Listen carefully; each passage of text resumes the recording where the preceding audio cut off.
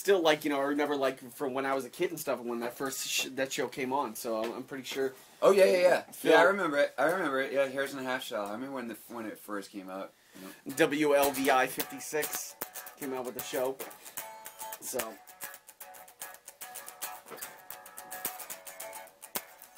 And you've taken very well good care of that, of Fernandez, huh? Fernandez guitar?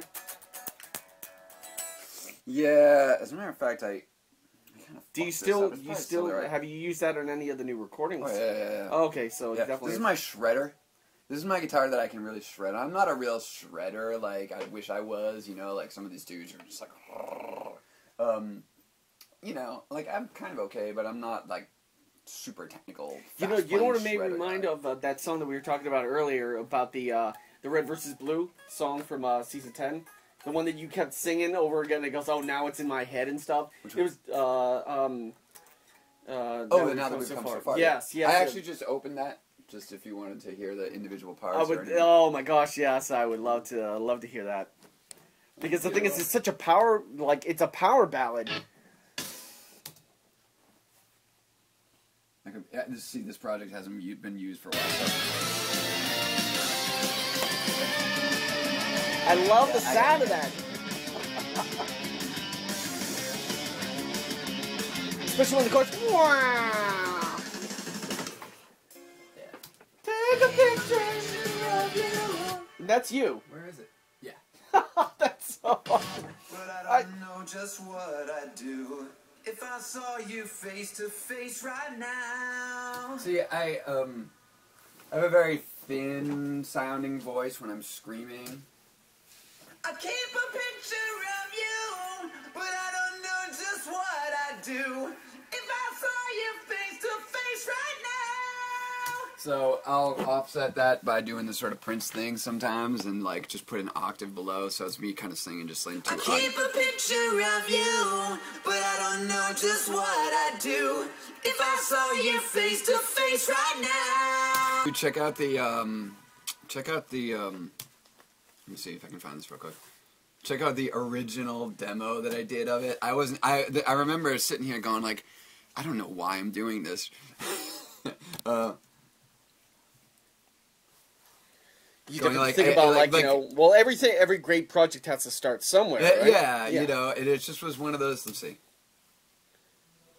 No, this would be way older than that.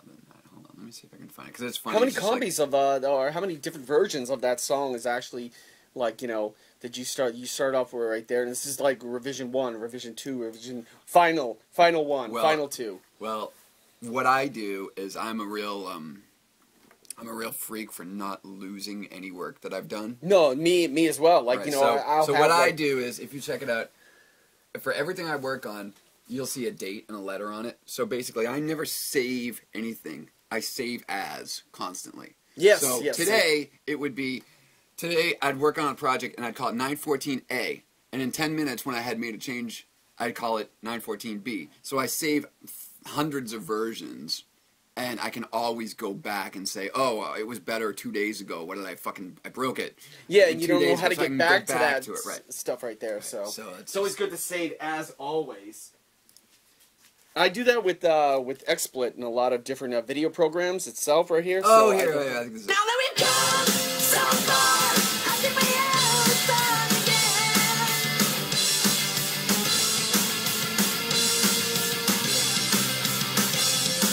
That's it. That's like the original, like, I don't even know what this is for, what I'm thinking, like, but I have an But you had the right idea. I have an 80s, so that was from... You're probably thinking about, like, you know, lyrics while you were sleeping and stuff right there. Like, you hear the song in your head. Yeah, like, all of a sudden there's this, like, song in your head, and you're just like, what the fuck is that? It's like, is that a new song, or am I just thinking of some old song is this a Night Ranger song?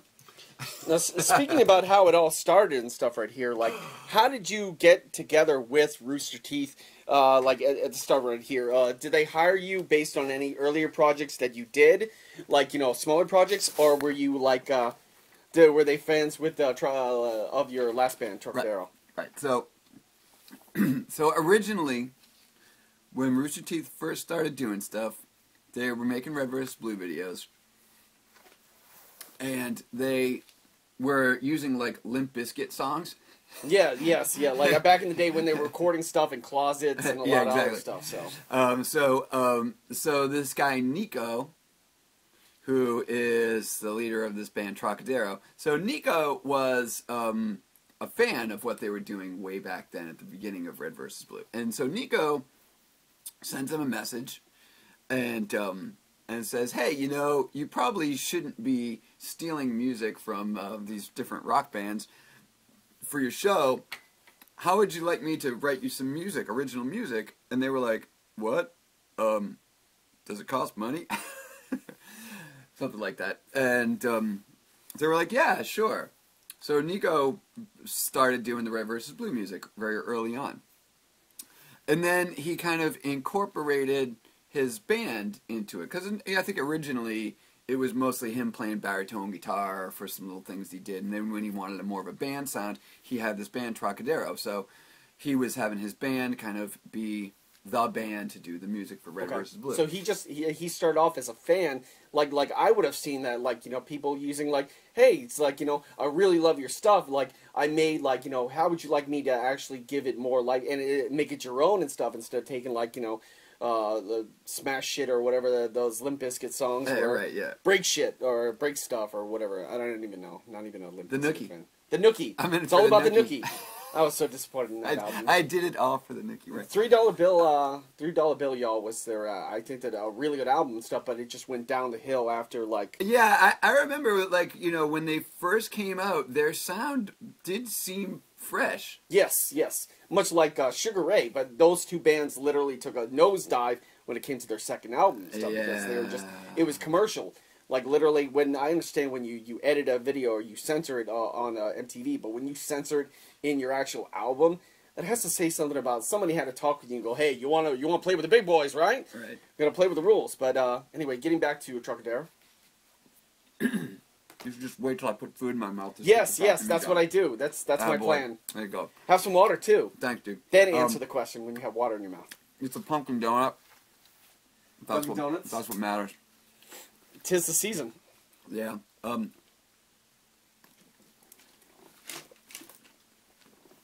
You can edit that out, but you don't want to, because that's the best part. Just edit this. Right. So I was working for this company that made keyboard synthesizers. I do remember at the time, and one of the Trocadero was a trio. Mm-hmm. And Wendy Middlestat was one of the members. She was a singer, violin player, keyboard player. So she was a member of Trocadero. So she came to me and she knew that I had a studio. And she was like, hey, so I'm in this band and we want to finish the CD that we started. Do you want to work on the project? And I had actually really liked her band a lot. I liked their music a lot because I had heard it before. And I was like, wow, that'd be great, definitely, you know. So Trocadero came over and recorded. They'd already had like half the stuff recorded, I believe. So we recorded the second half of material here. And, you know, basically we finished off their CD, which was the first CD that was branded as having anything to do with Red vs. Blue. The first CD that was put out by Rooster Teeth. Trocadero, roses are red, violets are blue is... Yeah, it's sitting over there.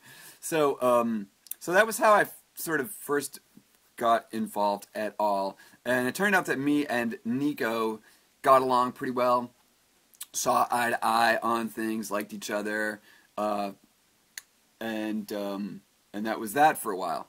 So a little bit later, year later, 2 years later, I don't know, something like that, Rooster Teeth was going to do a new series that was going to use The Sims as the video. Really? Yeah, so they did this one season of a show called The Strangerhood, which actually is pretty good. You know, is this still online? Or it's online, yeah. Oh, okay, yeah, okay. You can watch it on their website. And the music was so Nico comes to me and he says, "Hey, I'm going to do this new series. It's kind of like a weird reality show in a way. We're using The Sims. Looks kind of funny.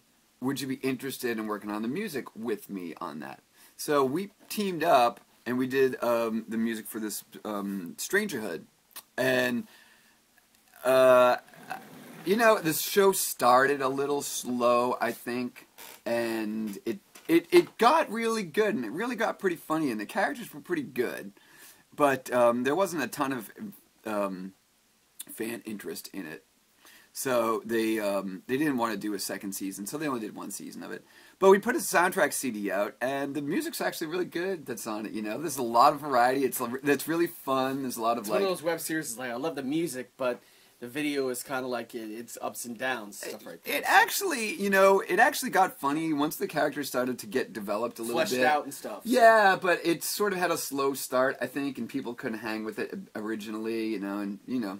We get. Oh yeah, okay. So I do this thing with Nico, and we do the Stranger Hit thing, and we put out a CD, and that went, you know, it went okay. It wasn't a huge hit or anything, but you know, whatever. It was fun. The music was, you know, was pretty fun. It was pretty cool, and you know, that was kind of where I first started using Sandy Casey to do some vocals, yep. And even Casey, my daughter Casey, she was really young at the time.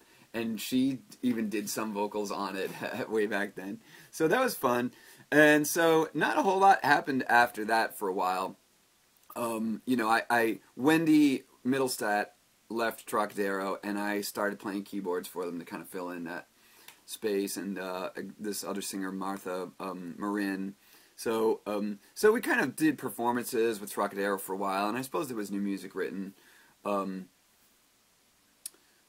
It's kind of a blur, but basically I didn't do any I didn't do any more music for Rooster Teeth for a number of years. Okay, so okay, it was kind of like half and half. Yeah. A small project that you helped on, and also the fact that you're working with the band itself right there, they become familiar with you, so down the road, that's probably how it happens. Yeah, so what happened is then in, I suppose it was, in the summer of 2010, they had hired Monty Ohm to work on Red vs. Blue. The CGI. CGI, once they decided to go CGI with Red vs. Blue.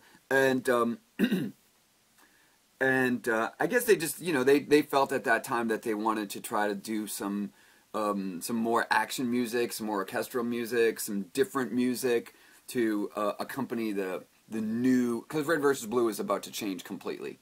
It went from machinima. It went from standing around fart jokes to this, like, jumping up and down, teabagging people, to like actually mobility and a full articulation as far as the characters and building a story around that. Right. So, you know, it kind of went from being something somebody could make on a multiplayer. Yeah, it turned into Iron Man, basically, you know. so you know, so they thought of me. I'm not exactly sure why. I think a couple of good people, friends, said, "Oh, you should try asking Jeff about this," because I really wasn't. I really wasn't a composer. I wasn't anybody that anybody with their shit together would go to and say, "Hey, want to score my movie or my series?" Because I hadn't really done that. But Rooster Teeth didn't seem to know any better, you know. So they come to me and they're like, "Hey, do you want to try writing some music for this?" And I was like, "Okay." I'm like an okay guy, you know. Like, ask me, and I'm Whatever. like, "It's cool." I'm like, "Okay, sure." You know, like, I don't know enough to not accept the things, like, oh the my gigs God, that they I just can't, asked me. that I can't Sure. do. I've just done that my whole life, you know. I've just always been like, oh, I guess I could do that. Fix a car? Yeah, why not? Mostly with music, you know, like, sure. But I'm just talking about in general. Yeah, right, exactly. Yeah, sure, why not? Yeah, I'll try anything I'll give it a try, right, you know. So I was like, well, it can't hurt, you know. I was sort of flailing around looking for something to latch onto anyway, so maybe it was just a big, great cosmic meetup, you know. Cosmic convergence where everything, all the stars aligned, and it caused somebody to go, Jeff Williams. Yeah. Jeff Williams?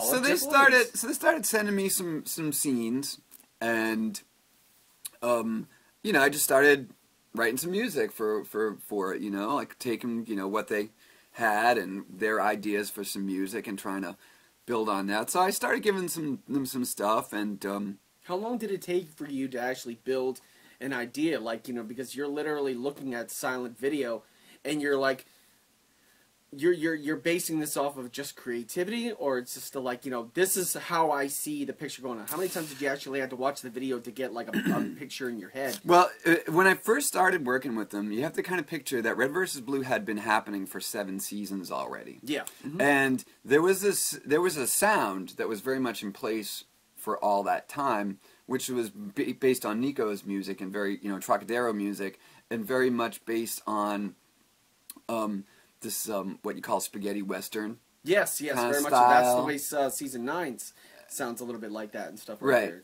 Well, in the seasons that I worked on, they all went back and forth, so there was a combination of machinima and CGI. So the music would follow those. So I only wrote music for the CGI stuff. So when it jumped back to the desert and it jumped back to machinima, then it would go back to the spaghetti, Nico's Trocadero spaghetti western stuff, right? So, so that was the thing. When I first started doing stuff for them, they were like, you know, I'll be honest, like I didn't watch Red vs. Blue, you know, and I still don't watch Red vs. Blue. I watch the stuff that I work on, but I mean, it's like 10 years series. I'd have to go back and watch all 10 years from the beginning, and I don't know, I just don't have time. So it's true along a lot of artists, like the guy from Walking Dead, Andrew Lincoln, the guy that plays Rick Grimes, never seen the show. He's a star of it. He's never watched one episode. Yeah, in a way, I don't really need to, you know. So anyway, so it's funny. So they show me these videos, and to me, it looks like I'm saying, it looks like Iron Man. It's like all these like space dudes wearing these incredible, like, you know, metallic looking costumes, and they're like running and jumping and shooting and killing each other, and you know, and it's all very high energy stuff, you know. And I'm like, oh, I'm gonna do some like big fast rock metal orchestra stuff for all this. This is gonna be huge. And Rooster Teeth goes, yeah, we want it to be more like spaghetti western. And I'm like, what the fuck are you talking about?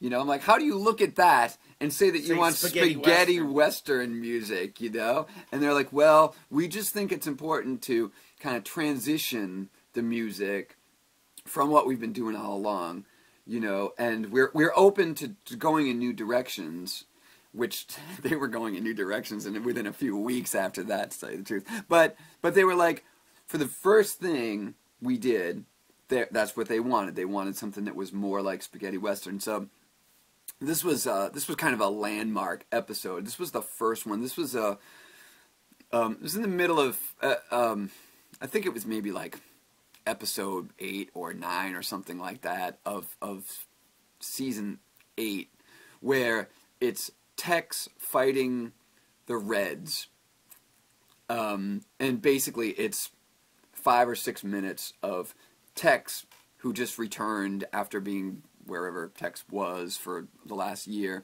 and just beats the crap out of the Reds in a warehouse or whatever for 5 minutes. And it's great action. It's the first time you really saw Monty like just explode, and it's funny as shit. You know, it's got all kinds of great one-liners. It's a great fun 5-minute thing. So anyway, so I try to stick. I try to give them some of what they wanted, which was some spaghetti western stuff and some, you know, clean Telecaster country guitar kind of stuff, and you know, brushes, drum set brushes, and you know, chicka chicka chicka chicka chicka chicka kind of shit. And but I also felt that it needed to rock more. Yeah, it needed to suit the scene. Like a rockabilly kind of thing. Yeah, it needed more energy. So I needed to like bring more rockin' guitars to it. And they were cool with that. They saw that I was trying to blend what they had before, but also amp up the energy so that it matched what was on screen. And so we did it, and people really liked it. Yeah, first impressions were great. First impressions were great, and the thing that we weren't really prepared for was fans watching the video and saying, what was the music? I love the music. Yes. How do I get the music? We didn't expect that. I certainly didn't expect it. As far as I was concerned, I was just trying to give them their background music for their scene, just like any other TV or movie kind of, you know, right? It seems like the most common question nowadays on YouTube when a really good video is, who sings that song or who did that song right there. But I guess back in the day, it's like you don't even think about that when it comes down to it. Yeah, I mean, yeah. So it was cool. All of a sudden, it was like, oh well, Jeff, it looks like, you know, would you be interested in you know, selling the song because the kids say they want to buy it? And I was like, well, sure, I guess so. Let me go and try to take it and you know, and take what was just music made for the video and let me try to turn it into something that feels more like a song, you know. So I went back to it and worked on it for a little bit, and we threw it on iTunes just as a single, and sure enough, people liked it and started buying it. We were like, oh well, okay, that was cool. You know, It was a one-time thing. yeah, it was a one-time thing, you know, and so we just kind of continued, and you know, and honestly, I wasn't trying to jam orchestral metal music down their throat, but Yeah, it just seemed like Dragon Force kind of stuff. well, we went that it turned into that immediately. Almost, you know? Pretty much, I can tell from We've Come So Far with that because it's definitely got a feel to that, but it's not a like it's Dragon Force is itself right here. It's definitely a speed metal kind of thing right here. But I would consider that more of a genre. Like you've hit it and it's successful and stuff. It's a great song. Yeah. You're like, it's, No, so that's the thing. I you know, they were real cool as far as letting me, you know, move the music into other directions almost immediately. Yep. Even though they had this, we want to transition gradually with the music, you know, we're interested in doing other stuff, but we kind of want to slowly transition. The truth is that I almost immediately was like, yeah, but look, it needs to be this. Check this out, you know. And as that season went on, and I wrote some more music for it, we did these things that kids really latched onto, and they still seem to be like some of the most popular songs, even though I really didn't know what the fuck I was doing, like, at all at the time. But it worked well with the scene, you know, and it had me and Casey singing on it, and you know, it was sort of the beginning of. Often, if I'm trying to describe what I do in general to someone who's never heard it or seen it, I'll say it's kind of like Iron Maiden meets the music from Indiana Jones. okay. You know, it's kind of got the, like, and then other people will go, that's pretty accurate. You know, It's definitely it's that theme where like you hear it and it makes you think that you're on a horseback, like riding into war with a weapon. Right. That's like when you like. Because it's got like that trotting kind of thing, like, you know, marching into war kind of feeling. Right. And that pumps people up. That gets people amped when they hear that kind of stuff. Right, just, you know, yeah. And if it matches great with the video, it's a lock. It's perfect. It's, you know, it's like, and people see that and go, he understands this, and you make the video better with that presence itself right there. Because music, pretty much, I would have to say that when it comes to like, you know, animation or like music videos itself, right, you're making almost like a short music video itself right here when that stuff comes up, and you take away the music and stuff right here. I would have to say that either half or a little bit more, because music makes the visual content itself right here, because it's like, you know, without music you have no music video. Without this, you just have a silent animation right here that you could add. And it's like, I've seen people swap certain audios with animation, and it just goes downhill. Did you ever see the edits they did of there's two of them. There probably are more. There's two that I know of, where they took Mrs. Doubtfire, made a horror movie. and made a horror movie. Yes.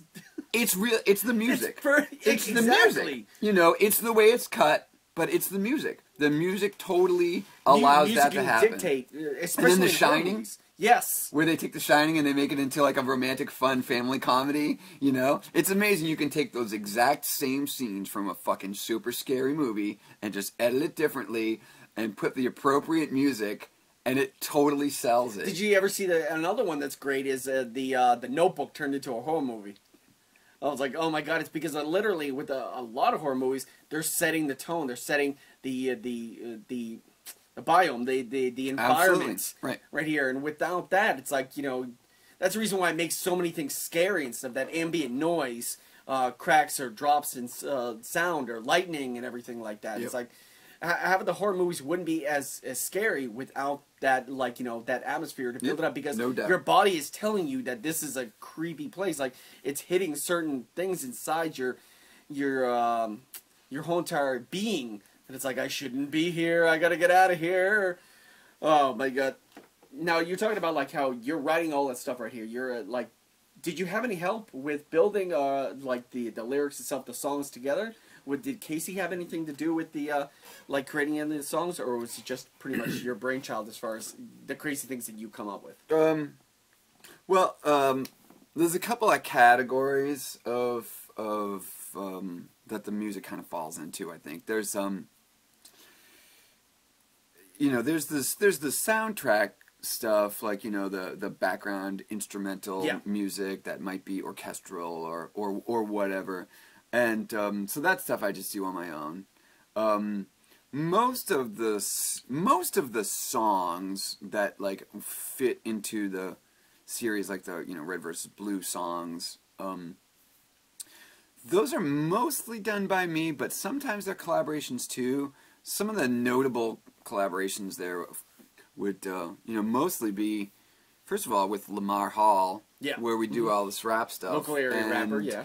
And he's just so insanely talented, and he's just one of my favorite people in the world anyway. But so the stuff that we do together, those are very much collaborations.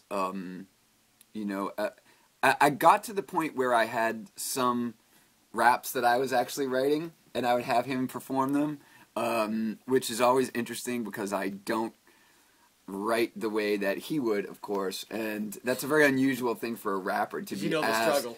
Yeah, it's a very unusual thing to be asked to, rap someone else's lyrics. Mm-hmm. There's a song called "On Your Knees," where it's really just a super high energy song, and it has this super breakneck high speed rap that kind of lists all the states and everything.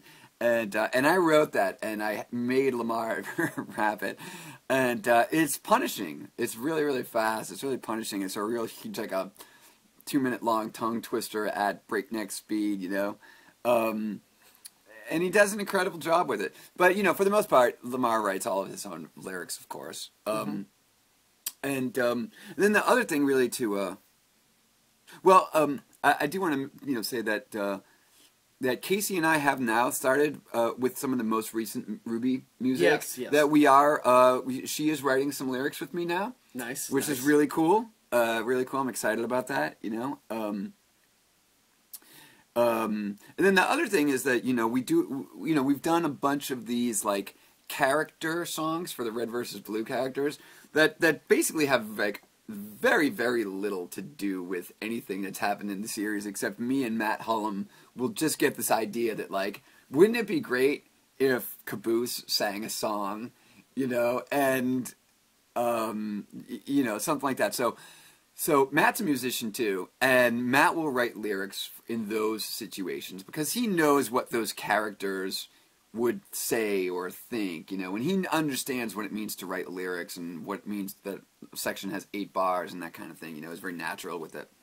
So, we've done some really fun, silly stuff. This thing called Donut the Musical. So, if you know Donut's like a gay character on Red versus Blue, and he wears lightish red armor that some people insist is pink, but it's lightish red. And so at some point, me and Matt all of a sudden was there was this lightning bolt of like, wait a minute, we haven't done a song for Donut. We haven't done a big gay musical number for Donut. It's a musical. It's a musical, And I said it to Matt, and he was like, I can't believe we haven't thought of that yet, So Matt got started. He sent me a bunch of lyrics, and I did the tune. So it was just fun because I'd never done anything like that. I never tried to write anything that sounded like a Broadway musical show tune. And Dan is Donut's voice actor, and he's not really a singer. And I wrote him this really hard song to sing, and the poor bastard, he's like trying so hard, and it's not really a singer. So he did an incredible job, and the finished product of the song Donut the Musical, It's really funny. It's really funny. It sounds authentic, like you know, it sounds like a Broadway musical, but it's really funny. It's really silly. So. I love how you're not just staying in one particular genre. You're doing like a very action-paced speed metal. You're writing rap. You're putting together stuff for a musical. You're pretty much like, you know, well, whatever. Or like, you know, sure. Or okay. Like, you know, you want me to do this? Yeah, sure. African drum beat music? Yeah, sure, I got that. Yeah, I try, you know, I just try, and you know,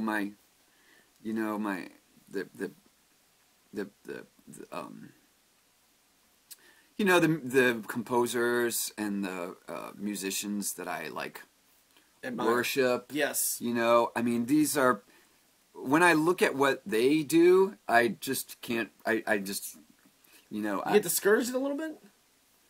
Or just Well, I just view these people as, like, demigods.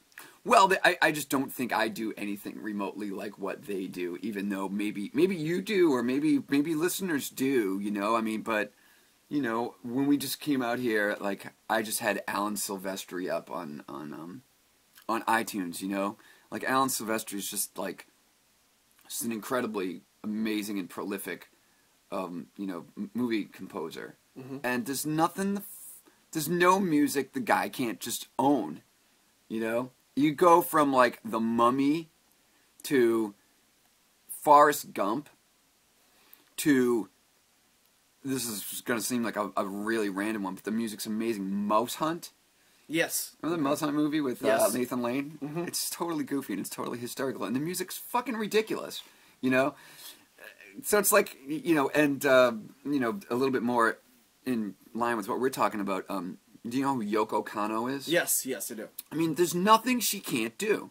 There's no musical style that she can't just kill. You know? She does this big band jazz stuff. She does Wolf Rain, which will just make you cry and don't even know what's going on with the series, and you can just cry listening to it.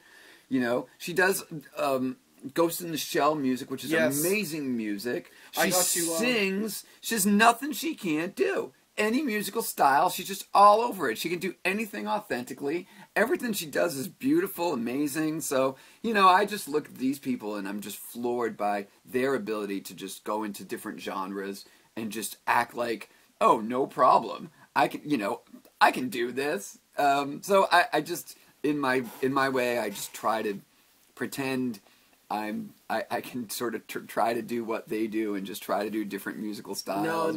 No. I hear what you're saying and stuff. So do you still consider yourself?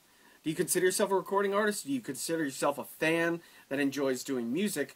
But because the thing is, I guess, are you trying to compare? Like, when compared to these people, do you consider yourself just a fan? It's like, oh, I'm not what they are. Like, if you put us in the same category and stuff, because I think that that's a very humble way to say that when you're thinking about that. But you're doing it, man. You're actually making a lot of great music and stuff. But it's like, it's apples and oranges and stuff sometimes when it comes to, like, you know, movie stuff, because you're making mini movies itself. So yeah. Just because it's on YouTube and not on a big screen, that shouldn't diminish the fact that you are who you are. And stuff, right. So. Yeah, you know, I guess I don't know. Someday I'll just sit on a beach for years and try to figure out what happened during this period of time. You know, that was a crazy time. Yeah, it was a crazy time. You know, I don't know. I just try. Try very hard. I think that the sort of biggest difference between me and like a legitimate composer is that I'm just like I'm just more of a song guy. You're a song guy. Yeah, I really Randy am. Newman? You know, because he's a motherfucker, that guy. I mean, you know, it's really funny because he sort of gets known for just like the very few. It's like what you were talking about before. Like, he's known for the few little song tidbits that stick out of Toy Story and things like that. Yeah. But when you go and you look at the soundtrack to Toy Story, he's an incredible film composer. He can write anything for orchestra. Mm-hmm. He's as badass as the rest of these people. It's just that he can also write short, catchy little tunes with his quirky Exactly. voice. People only seem to focus on how funny his voice sounds and how silly his songs are, but they only look at it on one side because, like, you know, he's an amazing composer. He's an amazing person that can create beautiful music. But I guess they try to discredit him because he sounds funny, or like he sounds ridiculous. Like I know people like, you know, Family Guy made fun of him and stuff, like, you know, Randy Newman, I'm eating a banana. Right. But you know, here. the guy can totally write as badass orchestral music for film as anyone else. You know, he totally can. So yeah, it's an interesting thing that like some people get a little bit pigeonholed, but you know that guy had like sort of like silly songs out when I was 10 years old. You know, short people got no reason to live. I don't even know if you've ever heard that. I have. But I way almost back brought in up the, short people. Way back in the old days. I don't know what he originally did, but I think they're all related too. These Newmans, you know. I think that the Newman clan. Yeah. Hello, Newman. There's a few. You know, David Newman, Thomas Newman. I think they're like cousins or something like that. Okay. Yeah. So anyway, so I think that's the big difference between me and a lot of these things is I'm sort of like hopelessly like more of a pop song guy than you know, certainly than an orchestral composer, you know. So, you know, I think that's it's got its ups and its downs. Yeah. You know, I mean, I think the upside of it is that I just, you know, even in the context of writing instrumental music that's mostly for orchestra, for scenes, I kind of have like, I'm always pushed towards feeling like my melodies have to be melodic in the sense of like catchy, like pop songs, you know? It's like, that's just like what I do and what I think about, and it's like my primary motivation when I just do anything with music is that like, it's got to have a great melody, and it's got to have, there has to be something about the melody that gets stuck in your head. Even if it's action music that's in the background of a fight scene, I still feel like I need there to be like a melody that drives it. And you know, I just watched Star Wars Episode 3 last night, and that music is just, it's just so mind-blowing. But you can't, you know, you walk out of there singing certain little Star Wars themes in your head, but so much of the music is just so like wild that you can't find the melody in it. There isn't really a melody in it. It's just doing something different there. So I guess that's it. I'm just melody driven. Melody driven. Yeah. Okay. Talking about melody driven and just people like, you know, singing abilities and such great talents.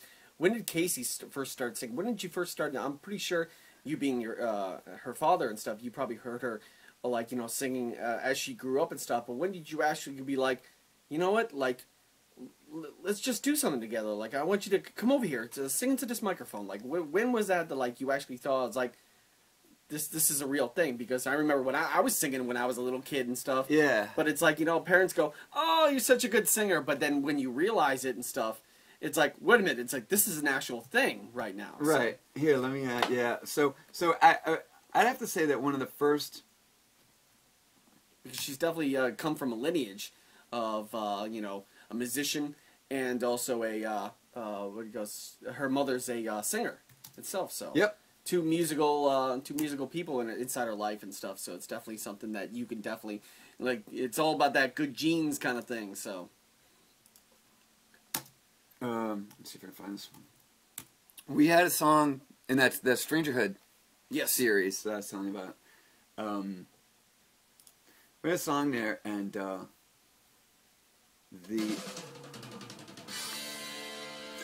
it had great little snippets there. There's a female character named Nikki, and Nikki died, so we wrote a song about Nikki's death. And it's kind of in the, when people hear it, they will mention the song Stacy's Mom. Yes. From Fountains Way. Yeah, such a great band. It's such an amazing, awesome song. But so we had this tune, and yeah, this is one of the first things that I can remember Casey doing.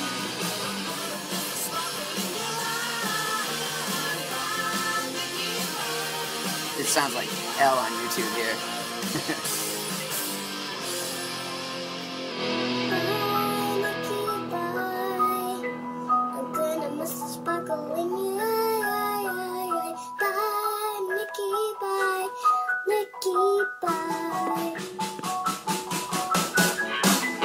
So that was little Casey. That's really sounding little, yeah. real young. How long ago was that?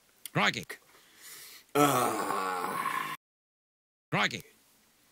Maybe 2007 or Was it around the same time that I was last in the studio? 2008? No, it would have been several years before that. Oh, okay. Seems like that because I remember when Something I like was in that. here, in 2008, 2009? So that would make her, she was probably around like 7, 8, 9 years old maybe at that time. She sounds even I remember meeting younger. her when I was here and stuff when she was really young. Yeah. But that's great that you're able to pull that up and stuff and be able to sing because the thing is, her voice is definitely matured. In the fact she that, was just a little kid. Little yeah. kid. And that was stuff kind like, of the whole. But it still gave a good point presence because it was a very cute voice and stuff. Yeah. But when it started, oh man, because my my girlfriend's sister is a really good singer. They just moved to Pittsburgh and stuff, but she was vocally trained and stuff, and unbelievable singer. But it's like that's how I kind of remember think about that and stuff because it's like they're around the same age too, around 14, 15 and stuff. So, but it's like oh my god, it's like when I first heard that song, that first clip that you sent me and stuff, it was unbelievable and stuff for RWBY because it was just blowing me away. It's like that was just the how can we come so far. And Nat, it's like, oh my god, it's like, this is it. This is, it just hits. It hits right there when, those things that you're working with. Yeah. But, it's fun. Has Casey ever performed live for, these songs? Or any, any stuff that she did for Red vs. Blue or anything, and any PAX kind of parties or anything? Because I know that you performed for, the PAX. Casey was there. Okay, so was she performing? Yes, yeah. Okay, but no, the thing is, I didn't even know that because... Well, we sent her home around the time that everyone started drinking thousands of shots around that time. Because around that time, I was too busy setting because I was at the same exact party. I remember talking to Jeff about this because I ran into him after you just performed, and I was... Jeff? I am Jeff. You are Jeff. After Jeff performed. Okay. After you performed. Okay.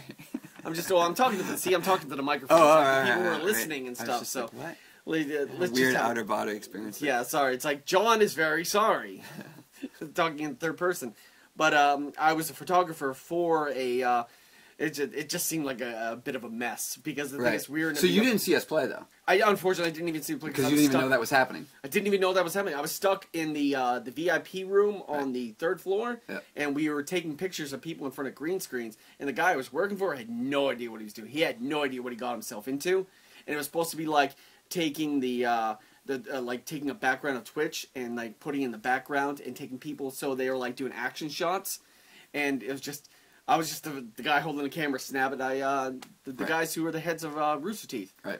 I took a picture of them, and everybody was in there and just getting drunk and having a good time and playing video games. So I never even got to see you until you were shirtless and sweaty, and you came up hey, what's up, man? How's it going? Oh, yeah, good to see you great. and stuff. But so we played that, and that was the first time we had ever played that music live, and I think we did a pretty bad job, but we tried. But we had the orchestra, we had the choir, we had the 12-piece band or whatever. So it was fun. It was on that little stage because I've done shows and I've done parties in that. Yeah, room. you know what we did is. You know how it's the balconies up above? Yeah.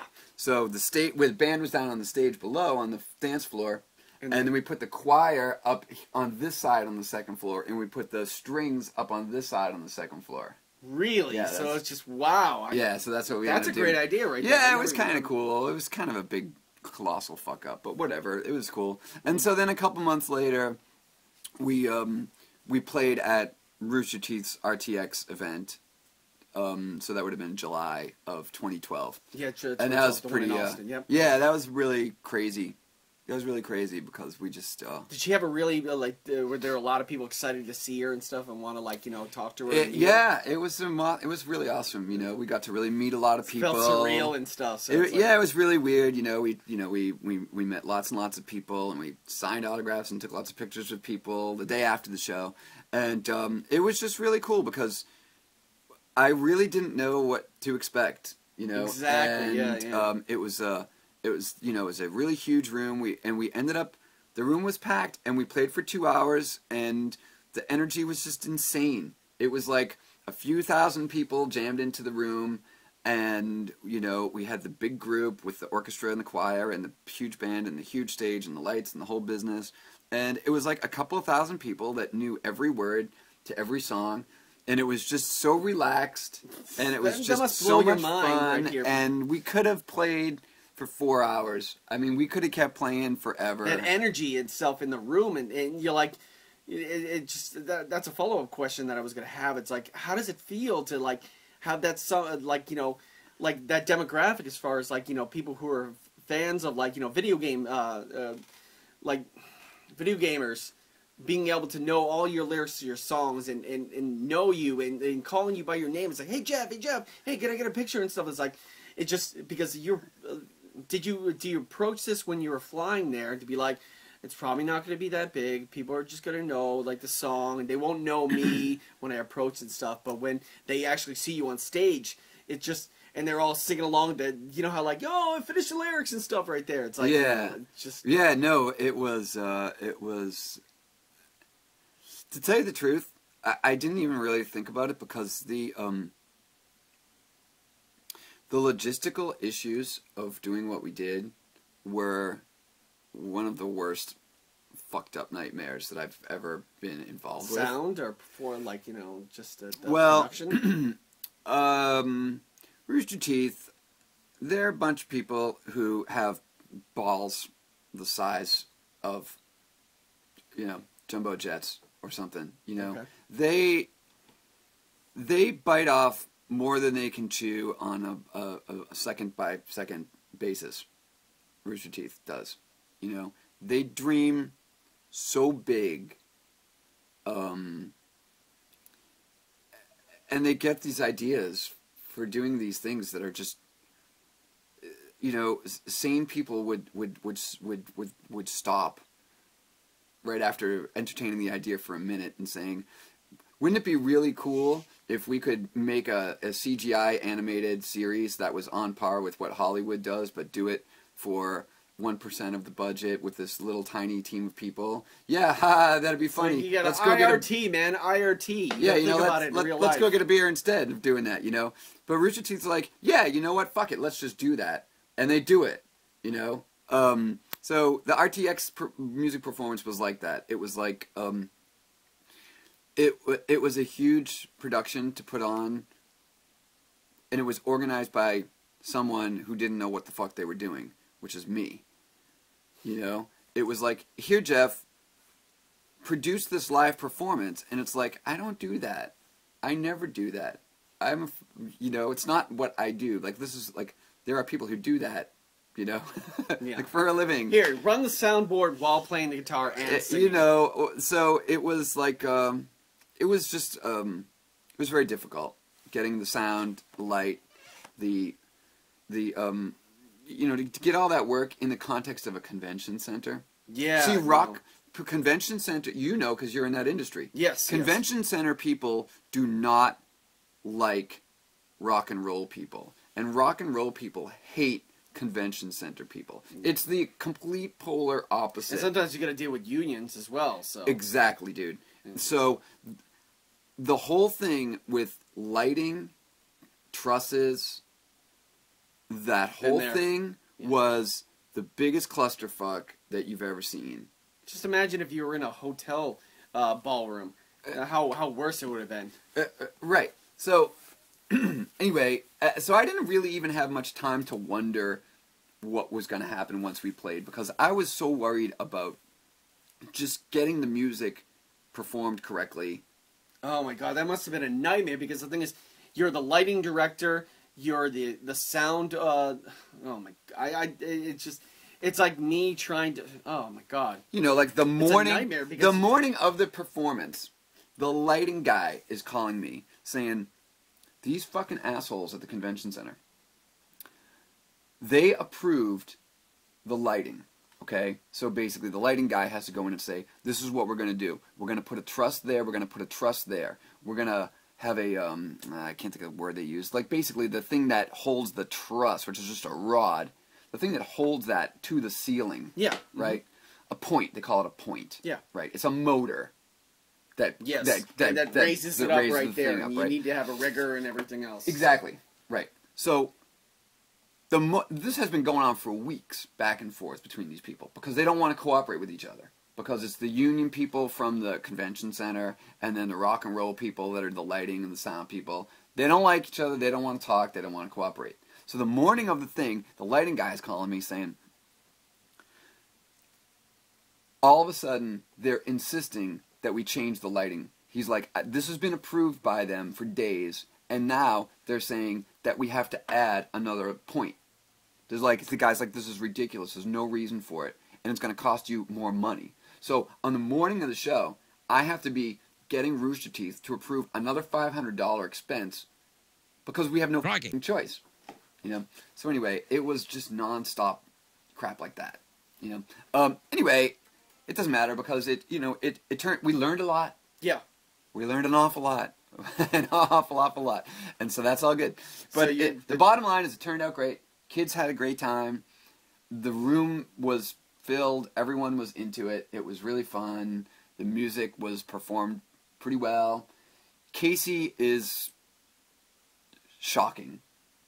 She gets up in front of thousands of people and sings hard to sing music, and she does it all without acting like she's doing anything at all. She's so calm, she's so composed, and she's just so comfortable on the stage in front of people. It's shocking. It's shocking. Somebody's so confident in their abilities and stuff like that. That's true, like, self-confidence. When you're able to jump out there and just perform, like, it comes second nature and stuff right there. That's just the true essence of an artist when they're actually come up there, because I'm pretty sure that she could have been nervous, but the thing is, it's focused as far as, like, you know, you're comfortable in your skin, and you know that you have confidence in your material and stuff right here. It's like, you know, I'm pretty sure she probably wouldn't have been able to do that.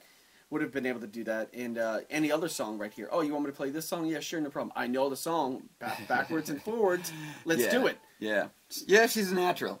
Yes. Yeah. That's what it boils down to. She's a natural. Because I've seen the videos that her mom posted of her performing with the, I think it was MIT, the VG choir or whatever. Oh, yeah, wasn't that great? Yes, that was beautiful. I was like, that's a beautiful piece of music, too, yeah. Like, you know, because the thing is, it's a different range of performing, because as you know, people being in the studio and performing, there's certain shortcuts that people can do to make people sound better than they really are. Right. Like, you know, as far as, like, people, like, I'm not to say that you use autotune, but people improve people's voices by either processing it and stuff right there, but it's great to see, you know, great music recorded by her, but also her doing it live. Yeah. Like, you know, just from somebody's camera phone and stuff right there. It's like, it's beautiful. It's beautiful to see that, because it touches you in certain different ways.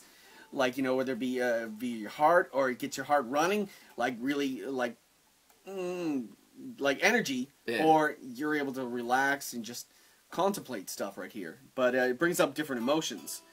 But well, hey, can I tell you about something brand new? Go. Here's a brand new thing. Is that this is a small thing, just since we're talking about performance. So I have some friends that we used to play in this thing called the Video Game Orchestra. Yes, I love those guys. Yeah, so a bunch of us who used to be in that, like some of these folks, they started a sort of new one of those. The Video Game Orchestra still goes on, you know, and that's good. That's still happening. In fact, they're performing today at the indie music, indie games thing at MIT. Yeah, my MIT. Friends are going to there. I probably would be there if it, like, you know, if it wasn't here talking to you and stuff. We should have met there. That would that would have been awesome. So anyway, they have a new video game group that's called Final Stage, and I've heard their stuff, and they sound really, really great. Like, they're fantastic musicians and arrangers and performers. They are set to play at an event called MagFest. Yes, MagFest in Maryland. In Maryland, which Yes. is January, first week of January, like 2nd through 5th. I almost moved there. I almost moved to Maryland to work in a hotel there, but there's nothing there. There's just flatlands and farm and everything. I'm like, I'll stick in the city in Boston, thanks. But I almost, like, Bit Brigade was playing there a couple years ago, and they're the unbelievable band that does speed runs of Mega Man games. Like, they'll have somebody playing the entire game all the way through without dying, but they'll do all the sounds, like all the sounds for the video game. Cool. So these guys are playing. Final Stage. So they're playing this year at MagFest. Yeah.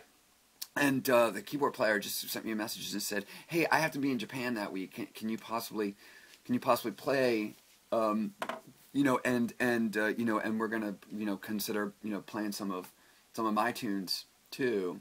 Mm-hmm.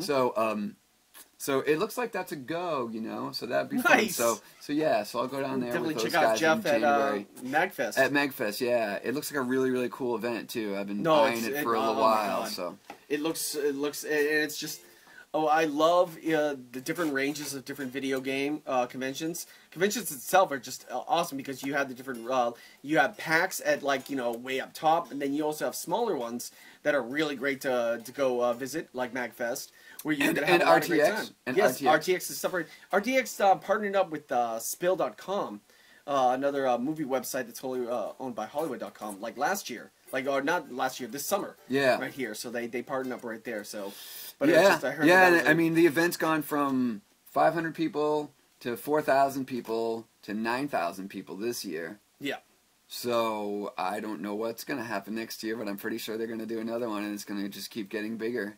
Now, would you would you be willing to go back and try to do it live again? We'll see what happens. Yeah, we're going to see what happens. What about anything for PAX? PAX East coming up next year.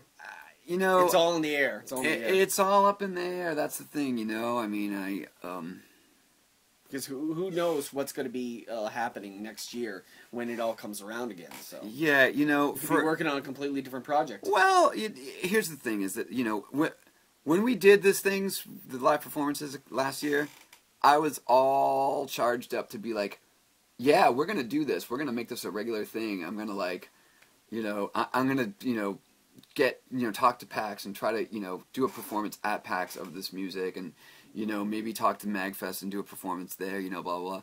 And the truth is, it exhausted you. Yeah, it was really exhausting. It was really exhausting, and I think it was really this sort of thing of having to do everything, trying to do too many roles. You weren't the artist anymore. You. It's almost like in my job. Like, I am the guy who handles all tech stuff. Right. So the artist or the person behind the material can focus on the material. So it's just I'm kind of like just consider me like Alfred, from exactly. Batman. Like, I'm the guy that makes sure everything goes smoothly, so you can do your other things, so you can focus. Because the thing is, that hinders an artist so much, because if they have to, they can't worry about that certain stuff, and people call them divas and stuff. It's like, no. This is an artist. They have too many things to worry about.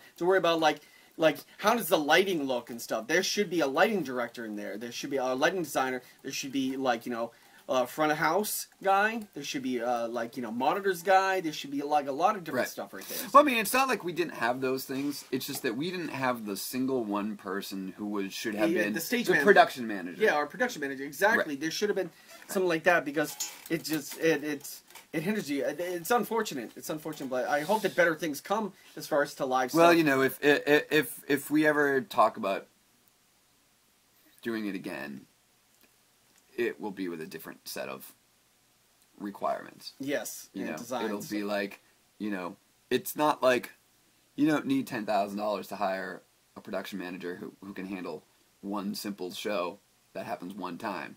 It's it's not that hard. No. You just need that person. Yes, absolutely. Because that person knows. He's a cog in the wheel. They know the pitfalls to look for. Mm-hmm. And I'm not that person. So, I don't know. I mean, I love to play. I love to play. Just love to play. I love to play, and I would love to, do another new performance again. I'd love to play some of this RWBY music. So we'll just kind of see what happens, you know. We'll see if there's enough planning and money, because that shit's expensive too, you know what I mean? It's like, hey, Rooster Teeth, why don't you give me $25,000 so I can put on a show? See, I picture come like from nowhere, you know what I mean? like having the whole entire crew right there and having like visuals behind it, because I've seen a lot of good, like Brendan Smalls from Berkeley, who does Metalocalypse. Yeah. I saw him live at the House of Blues. Oh, It really? looked so good, because it was him and Tony, and they were performing, but they had all the music videos behind them. Right. And he was doing it in sync with the exact, so it literally took out all the audio from the music videos, and they were doing all the sounds. Right, right. So that was a plan, and that was a desire for us for a long time, and it works and stuff, but right here, it's not easy. It's not easy. It's definitely like. Well, see, that's the thing. It's like, it's one thing. See, for that dude's gonna go on tour, right? And he can go town to town, and he's got a lot of fans, and he can go town to town and put that show on 40 times in a row. For all of the production time that went into making that show, he gets to milk it by playing it 40, 50 times, different cities he's on tour. Mm-hmm.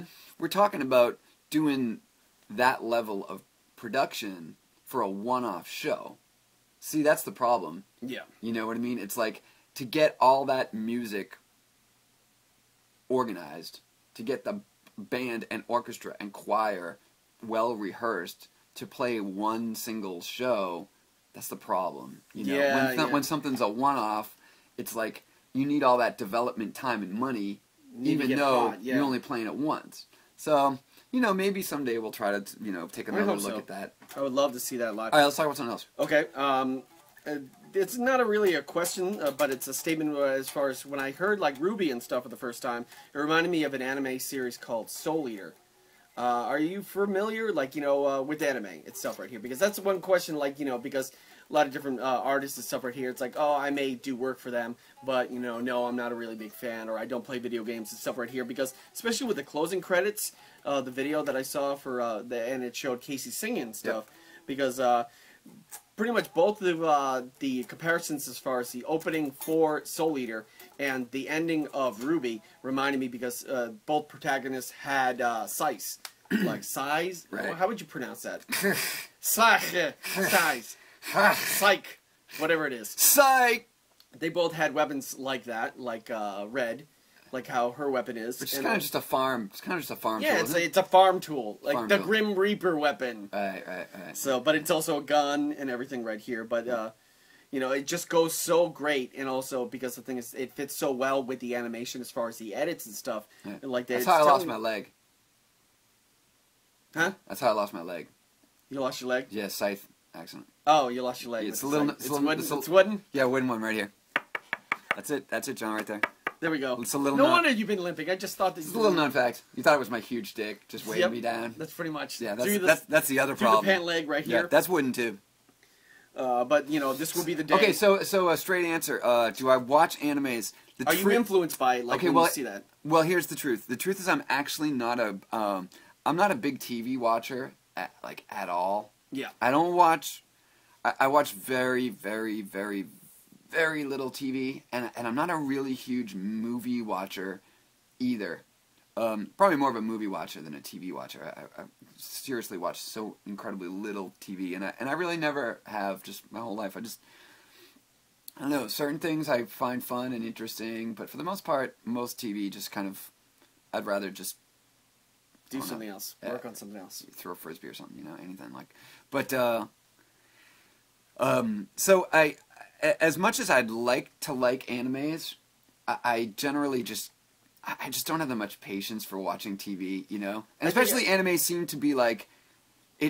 There's so much like long-term story development. Yeah. I'm just not that guy. I can't. It pays off and stuff I at the can't end, but sit I think I should still for that long. Rephrase the question as far as anime intros. Anime. But see, now intros. that's a whole different story. Yeah, that's what I should have rephrased it. Like, you know, Right. like, are you influenced? Like, you know, you're familiar with like anime intros as far as certain things, because a lot of people they like the intros to the anime, but they can't invest time of watching all of it and stuff. Right. So because- that describes me perfectly. yeah.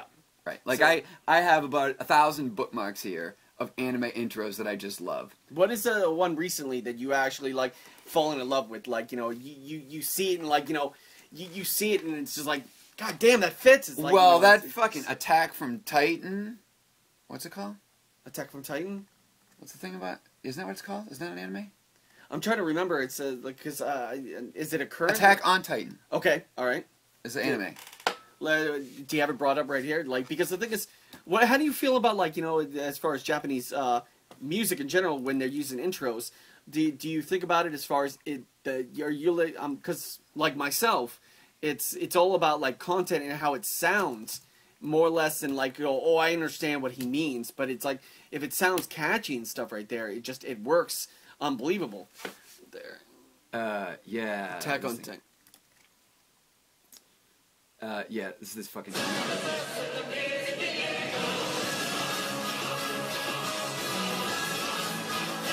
This is like super fucking epic.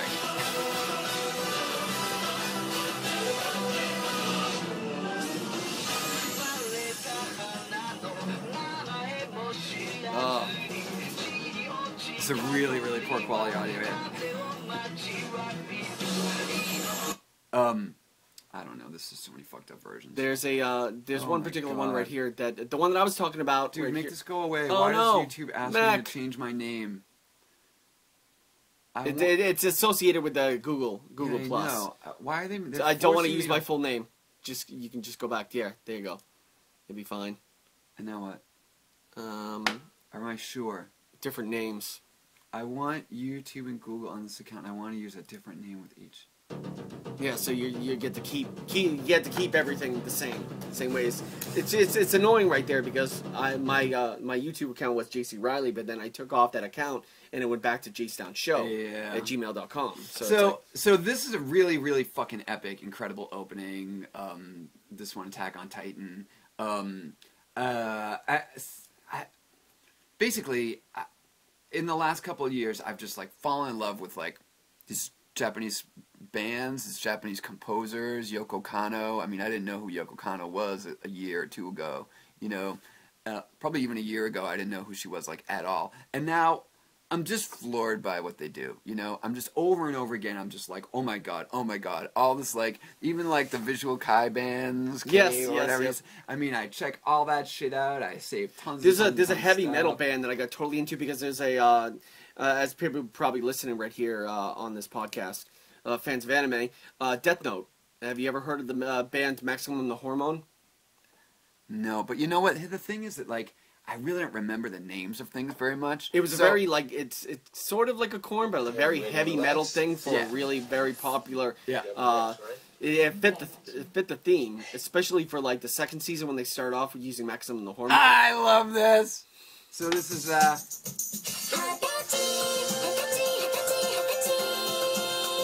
I'm just like super into this shit. Like Japanese girls dressed up as candy, singing really happy songs. I can do it all day long. I can listen to it all day long. Hours upon hours upon hours. This song kicks ass.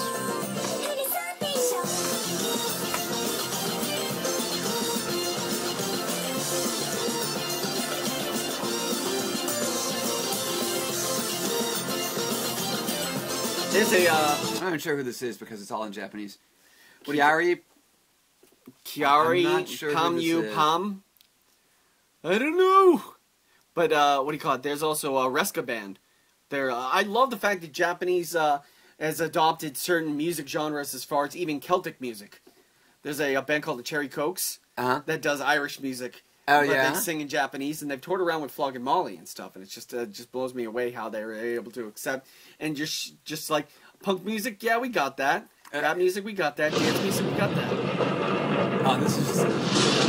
Where's the one I was looking for? What is this? Oh, this is I think the anime is called Frosthide. Okay. On that's fair. Yep.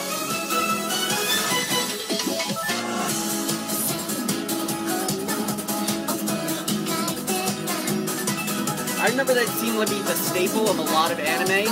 Female singers, very melodic and everything like that. And I loved anime, but it's like I heard that so much that I kind of got tired of it. But then, like what do you call it? The first anime that actually got me into like wow, they're actually using like other bands, and it's just not, because it seems like those kind of music seem like cookie cutter to me because I just watch so much of that stuff and I just hear it but like, you know, bands like Asian Kung Fu Generation, or like, you know, Nobody Knows, or just Maximum the Hormone, just people getting into like very popular music, like whether it be very popular like Naruto or Death Note or Soul Eater and stuff right there. It got me because that was, at the time, that was the music I was listening to, but hearing it, a different sound, original sound coming from Japan, even though I didn't understand the lyrics to it and stuff, it still touched me because it's like, it fit with the visuals perfectly and stuff. I was like, you know, that's why me and you just, you listen to it and it's just, oh my god, this kicks so much ass. That's, and people understand, it's like,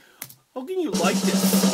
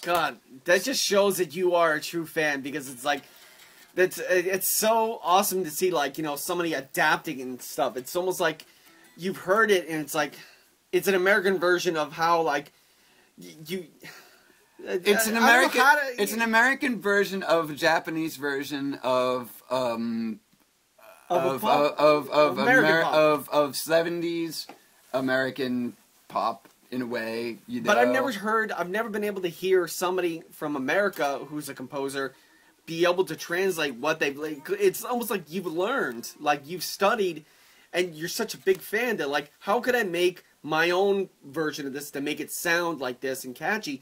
That's exactly how everybody pictures, like, that's a catchy song. That's, it's successful because it's catchy, but it also sounds like what we're familiar with, what we enjoy, that type of music. I agree, and see, here's the thing, it's like, for me,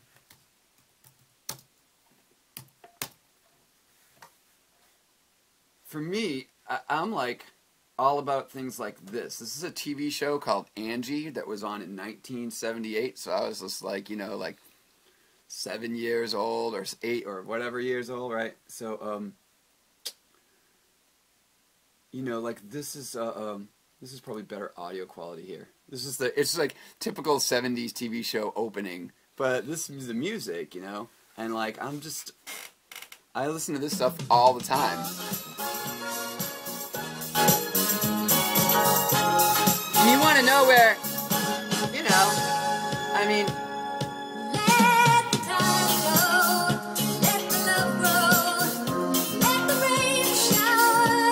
I can definitely see the similarities, yeah. You know? Love it seeks, love it finds, love it conquers, love it binds. We come to each other from different worlds.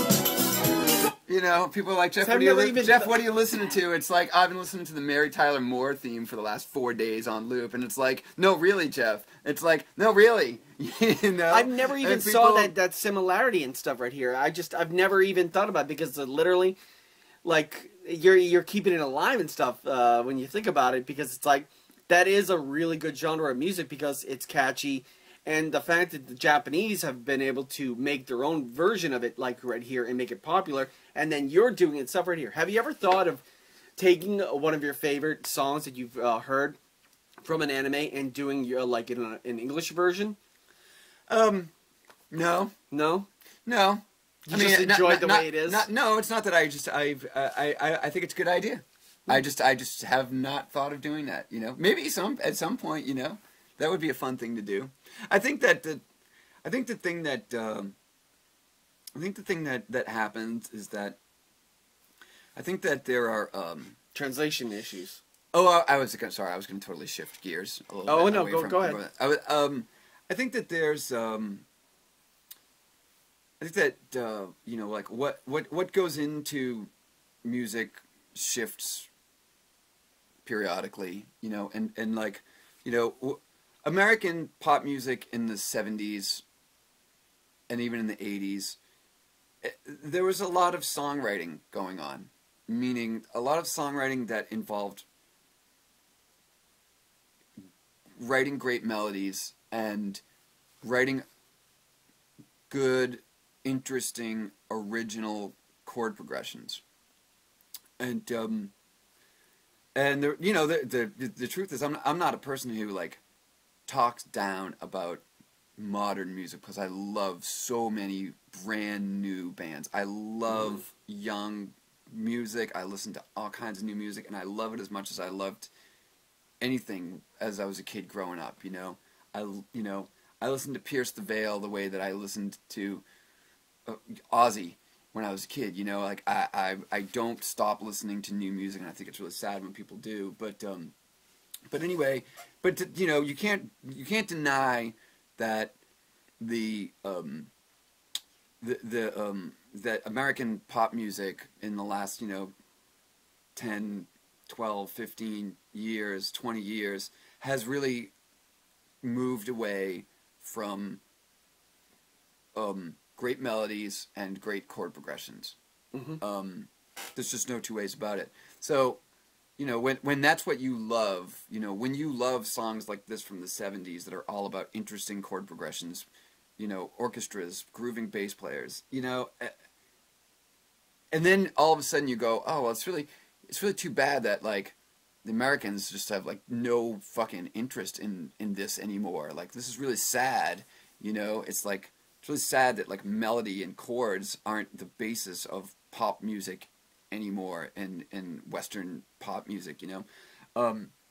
And then all of a sudden you like, what happened to me was I suddenly became aware of the fact that, like, oh, but you know what? The Japanese are doing that. Yeah. The Japanese are, like, doing these things. They're writing incredible melodies with incredible chord progressions with orchestras and real strings, and the fucking bass players groove like hell, you know? And it's like, oh, cool.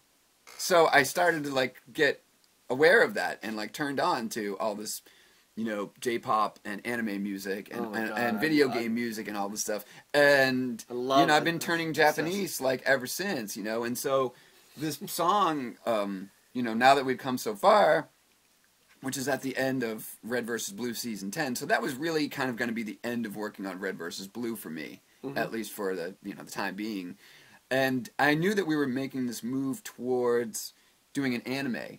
And so I really just kind of felt like, what a cool way to transition musically out of Red vs. Blue and into our new anime thing than just by giving you an anime ending credits song.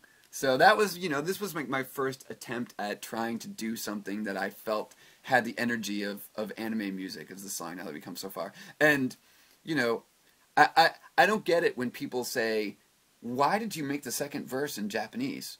Like, why would you do that? And I'm almost like, why would I not fucking do that? Exactly. How can that not be super obvious to you? Have you never heard anime music? Like, you know, unless I'm way off the mark, which I'm pretty sure I'm not, because I think that, you know, you verify that, like, Jeff, this is such an anime sounding song. This was it was a GameStop ad for Halo 4, and it was coming out on what was, like, voting day. Yeah. In the United States. So you choose red or blue? So yeah, so they had to do that. So we did the song about it's the red team teaching you how the voting process works. Well, let us share with you our knowledge about the electoral college. It comes after Monia High School. No, it doesn't. That's delightful. Right, I'm in high school civics. Come on, boys, now be specific to sing this here election song for us. I think you'll need a big, strong chorus. Who are these guys? We are citizens of this land, and we're here to lend a It's like after school. I mean, it's like Schoolhouse Rock. School Rock. Except it's all wrong. It's like teaching about the electoral process, except the facts are all incorrect. Making up stuff. Because we're all in the same boat. Elections take place at sea. They're speaking metaphorically. It's our future that we are choosing. Voting is time travel. This is so confusing. Oh, Castanet Phillips.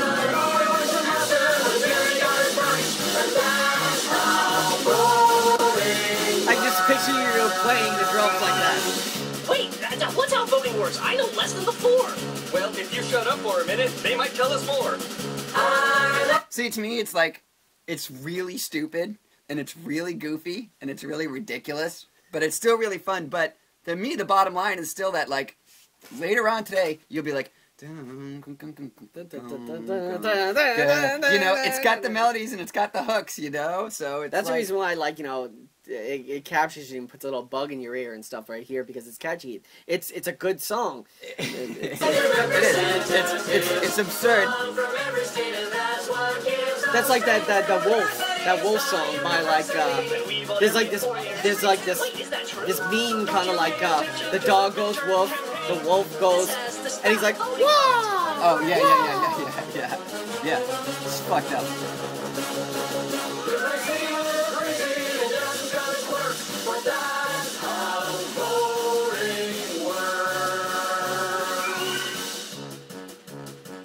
I get it now. So the president is elected by popular vote, and whoever gets more than 50% of that wins. Actually, no. The president is chosen by a group of 538 And of course, representing each I had state done within exactly the 0 marches in my life before. It's like, Jeff, can you make a Sousa march? And I was like, If no candidate gets a majority of the electoral I'll vote, try. then the winner is chosen by the House of Representatives. But my vote still counts, right? Oh yeah, definitely. But that's how voting works. Huzzah! so silly. I can't believe that only has 25,000 views. That's pretty lame. It's just such a fun, goofy, stupid song. So Do you like looking at the responses and comments on your videos? I think the truth is that they're overwhelmingly have nothing to do with the music. You know, That's the internet for you. Yeah. So, you know, sometimes it can be, but since they're so tightly associated with the videos, with the shows, they almost immediately turn into just giant discussions about Red versus Blue or the characters. So there's actually not often all that much discussion. Just playing the music in the corner, going, "Don't mind me. Just keep talking about Red versus Blue." Yeah, you know, I mean, if you look at if we look at that one, now that we've come so far.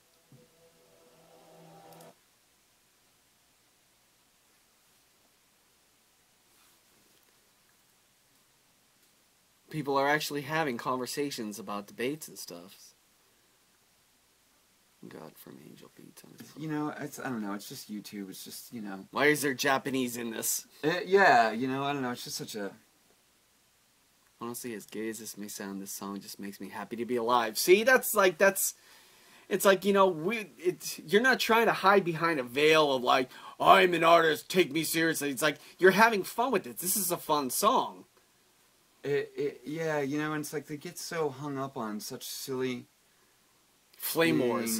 Yeah, flame wars. They just want to fight and everything. So it's like, you know, you'd like to be able to go like, oh, you know, checking out some comments here, but it's like, it's just so painful because they're just all yelling at each other and just being mean, and it's almost, like I said, it's like it's very rarely like anything to do with the. Look at this, like none of this has to do. You know, it's just a big, giant, awful pissing match on YouTube that has nothing to do with anything. So, you know, so I guess basically... You just watch from afar. You just let them have their little talk. So, you know, you might... You're not going to be like know, Phil Fish and stuff and start fighting people. Yeah, you might just browse through and see if there's actually anything being said about the song or the music or anything like that. But, I mean, look, it's like comment after comment just says, you know, they just don't have anything to do with the music. So, you know, whatever, it's cool. No big deal. It's just life as usual, I guess. Life's normal. To finish out the interview... Yes, I want to ask you a particular question because the Couchmasters, we are a group of guys right here that could be like anybody else in this world because we enjoy spending multiple hours. Like you, do you spend multiple hours? Like, you know, because you don't. I don't see you playing video games and stuff right here, but you do enjoy watching movies itself right here. Yeah, sure. When you can and stuff. Yeah, Because sure. we spend hours watching TV, watching movies. I don't have cable itself right here, but I definitely download what I need, Yeah. and put it in my my Sony PS3, and I'm able to play it via that through the players. But we do a lot of the stuff, and then we bring it to the internet to just share our opinions, whether it be, you know, your opinion itself, a shared opinion, or somebody can disagree with it and stuff. Right? So pretty much anybody who's commenting negative or otherwise could be a Couchmaster. And I just wanted to ask you, as far as movies this year or any content that you've seen, like you could even say like I enjoyed this intro, or I'm working on this, or like this movie was good, because I know that you said something about like Cloudy with a Chance of Meatballs. Oh, yeah. Yeah, like you definitely enjoyed that movie as far as Yeah. you're talking about the original Yeah. one or the new one that's coming out. Yeah, no, there's a 2 coming out. Yeah, yep. So that's great. No, that's really awesome. That should be really fun. Yeah, let me see. Yeah, so I mean that's a great movie. I wish I've probably only seen it once or twice. It's really such an awesome movie, so I do want to see that one again. And I didn't really remember the music from it, and I just looked it up the other day, and it is Mark Mothersbaugh. I don't know if you know who he is. No, I'm not familiar with him. Yeah, so he's from Devo. Oh, okay. All right. And he's like just an incredible musician and composer, and he did the music that's in Life Aquatic, which is really incredible Sue music. Jorge too. Sue Jorge had a lot to, like, you know, he did the soundtrack. Right, the David Bowie stuff. Yes, right, in Portuguese. Right, yeah, so that's so fucking brilliant, you know. I own the album, I love it. Oh, yeah. Starman is just an It's unbelievable just so cover. brilliant. So Mark Mothersbaugh, like, you know, like anyone who can like be like an incredible pop music guy and then also write this like really legitimate, like, you know, just orchestral soundtrack stuff. It's just amazing. It's just mind-blowing. So that's really cool. Yeah, so the music's great, and Cloudy with a Chance of Meatballs is great. I also, I really like, I think that the movies, the Hoodwinked movies, Yeah. I think those are really underrated, and especially the first one. The movie's so funny, and it's just so clever, and it's so original, and all the characters and the voice actors, this is all so funny, and it's also good, and the score is incredible for those as well. It's funny because Hoodwinked 2, I'm not sure who wrote the music for Hoodwinked 1. Hoodwinked 2, the music, I just bought it, it's the last thing I bought on iTunes. The soundtrack is done by Murray Gold. Murray Gold, when you look him up, it doesn't even mention that movie. He's known, he does the music for Doctor Who.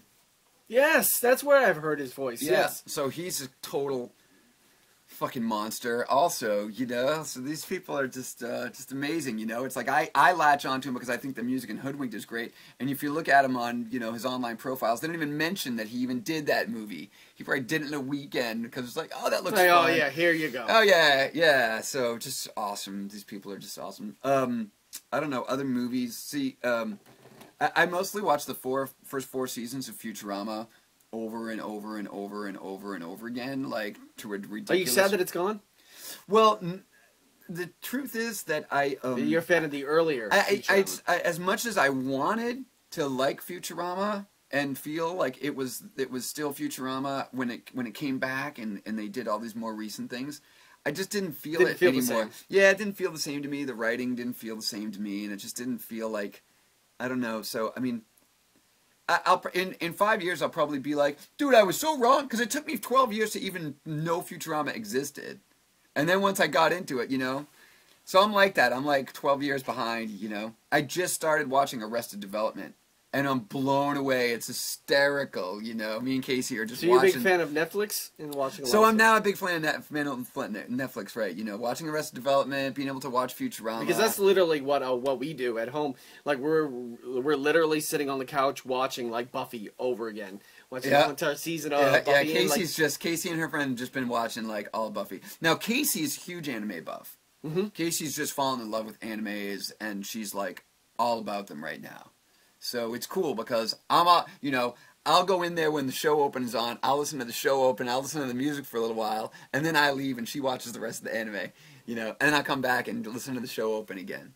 That's great because that's a question I want to ask for everybody because this is our first podcast for the Couch Masters. But literally, I want to ask everybody that even if we had something like you're sitting down with special guests, then asking them when you're sitting on the couch and you're enjoying yourself and having downtime and stuff.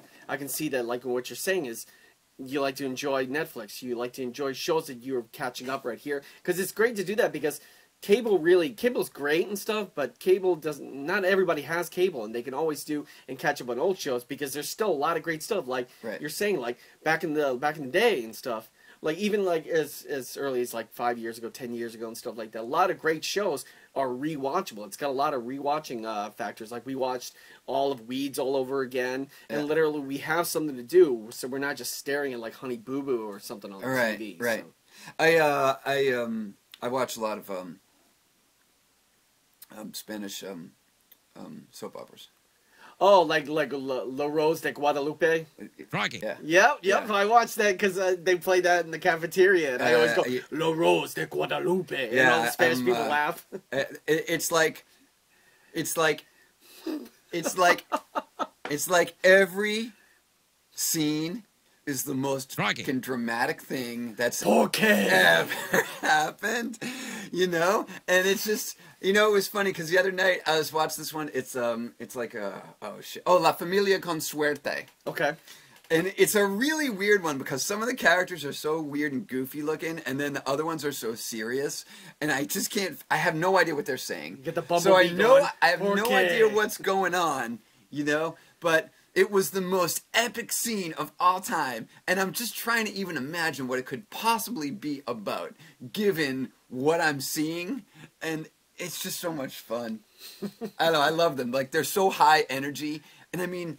They're on for hours and hours and hours and hours every day. How do these people learn the lines? How do they keep that energy up to be so intensely dramatic, scene after scene after scene? God, I remember then there was a reality show about like, you know, the trying to get on Spanish soap operas and it was like in English. And it was just so funny, just certain people and like they're like acting. Yeah. I'm an actor. Oh, and La Patrona? Oh, the woman Oh, who's on don't La get me started on La Patrona. Don't get me started. Yeah, like I have no idea what the things are about at all. I just, but I do watch them. And I generally leave the sound off and I'll just like write music while I'm like watching them, you know?